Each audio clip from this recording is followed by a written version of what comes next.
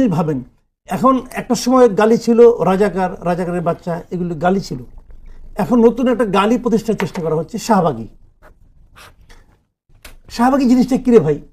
শাহবাগের যে গণজাগরণ মঞ্চ যেটা হয়েছিল ওই সময়, ওখানে যারা লোকগুলি ছিল, শাহবাগী বলতে কি আপনি সবাইকে গালি দিচ্ছেন? ওখানে ঢাকা শহরের কোন লোকটা ছিল না, এত হাজার হাজার লোক ছিল, সবাইকে আপনি গালি দিচ্ছেন?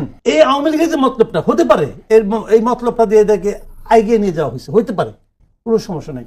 কিন্তু তাদের যে আবেগ অনুভূতিগুলি ছিল, যারা এখন উপস্থিত ছিল, যে কারণে যুদ্ধাপরাধীদের বিচারের যে দাবিটা ছিল, যে দাবিতে এখন তারা হাজির হয়েছিল, এই আবেগ অর্থহীন। ধরেন আমি একটা এক্সাম্পল দিয়ে বলি, এই 24-এর গণঅভ্যুত্থান যেটা হয়েছে, এটা সফল হয়েছে, আজকে সবাই হিরো। যদি এটা সফল না হতো, এই আন্দোলনে ছিল না কে? এই আন্দোলনে ছিল না কে? সবাই অপরাধী হতো, এটা আপনি বলতে পারতেন না। তো এখন এটা হলো ওরকম জিনিস।